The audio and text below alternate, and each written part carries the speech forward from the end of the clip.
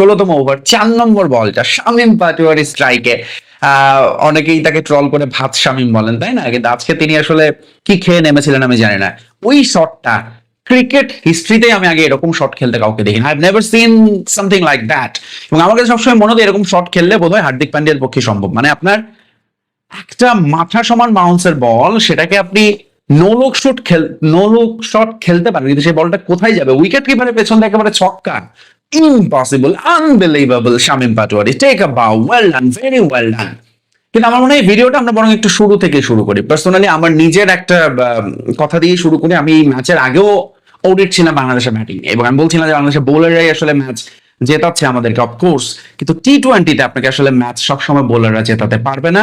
ব্যাটসম্যানদেরই খেলা আসলে ঘুরে ফিরে টি-20, এবং এখানে ব্যাটারদের পারফর্ম করতে হবে। এবং আমাদের ব্যাটাররা কেউ 200 স্ট্রাইক রেটে ব্যাট করছে সেটা আমরা সচরাচর সচরাচর দেখি না। এবং একই ম্যাচে 2-3 জন ব্যাটার 200+ স্ট্রাইক রেটে করবেন সেটা তো আরো দেখি না। ফলে সেই ভাবনাগুলোকেই ভুল প্রমাণ করেছে এই ম্যাচ। এবং আমি প্রিটি শিওর যে আমার মতো আজকে আরো অনেক দর্শক যারা বাংলাদেশে খেলা দেখেছেন টবাকি হয়েছেন চোখ কচলে দেখতে যে আসলে বাংলাদেশ খেলছে।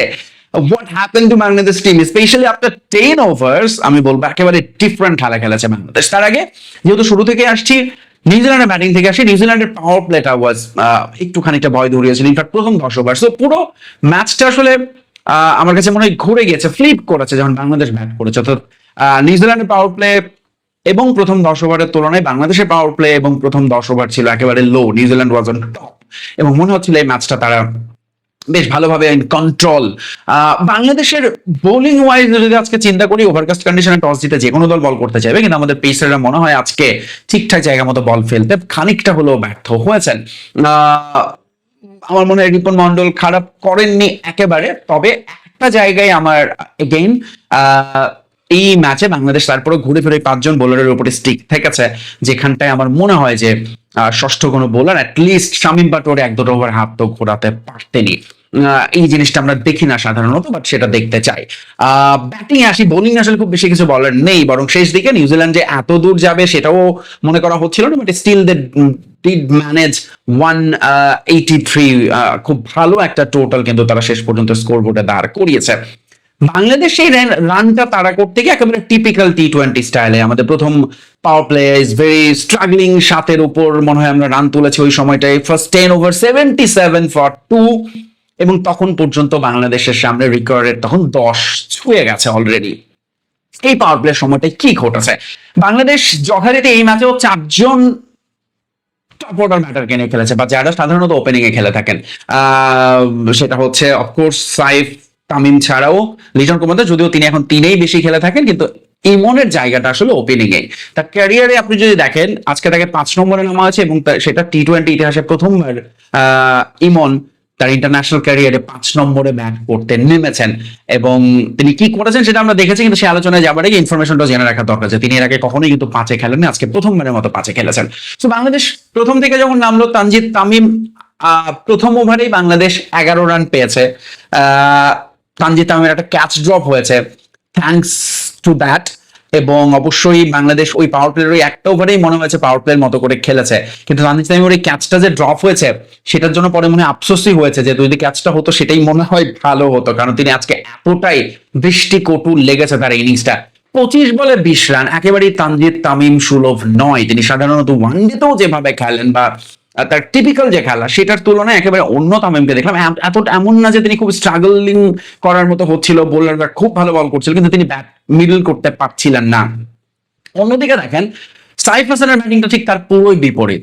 সাইফ হাসান বাংলাদেশের টি-20তে এখন অনেকটাই তিনি ওপেনিং অটোমেটিক চয়েস হয়ে আছেন because of the last BPL performance. Asia কাপে তিনি খেলেছেন, টানা তিনি ন্যাশনাল টিমকে আসলে অন অ্যান্ড অফ সার্ভিস দিচ্ছেন এবং ভালোই করছেন মোটা দাগে, কিন্তু তার যে দুর্বলতা সেটা চাপা পড়ে যায়, কারণ তিনি সেটা অনেক সময় কাভার আপ করে ফেলেন, কিন্তু আজকে করতে পারেননি বলে এটা বেশি করে চোখে পড়েছে। তার সিঙ্গলস ডাবল স্ট্রাইক রোটেট করার এবং তার যে প্রবণতা বাউন্ডারি নির্ভর খেলা সেটা আসলে অনেক বেশি তাকে ভোগাবে। যদি তিনি তার ক্যারিয়ারটা আরো লম্বা করতে চান, যদি তিনি লেভেল আপ করতে চান বিশেষ করে বাকি ব্যাটারদের সঙ্গে, তাহলে তাকে এই জায়গাটা নিয়ে খুব দ্রুতই ইমপ্রুভমেন্ট করে ন্যাশনাল টিমে আসলে প্রমাণ করতে হবে।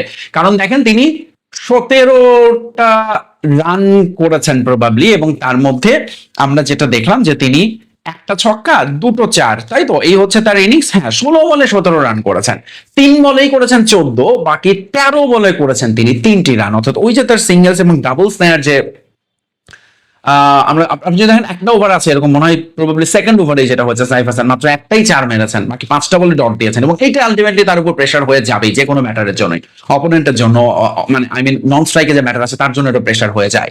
ফলে এই অবস্থা থেকে যখন বাংলাদেশ সাইফ আউট হলো, তানজিদ তামিম আউট হওয়ার পর একরকম হাফ ছেড়েই বেঁচেছেন দর্শকরা। 10 ওভারে 77 রান 2 উইকেট, এবং তানজিদ তামিম তারপরে যখন আউট হয়ে যান 3 উইকেট পড়ে যায় বাংলাদেশের।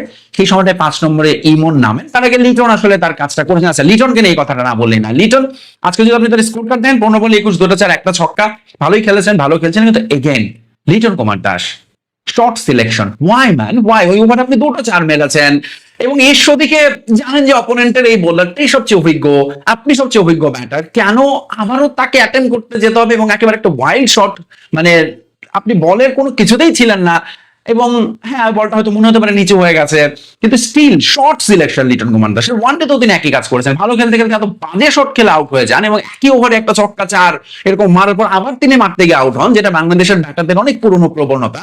সেইটা থেকে লিটন কুমার দাস কবে নিজে মুক্তি পাবেন, আমাদের মুক্তি পাবেন আমি জানি না। প্লিজ লিটন, আই থিঙ্ক আপনার নিজের প্রতি আরেকটু যত্নশীল হওয়া উচিত এই জায়গাটাতে।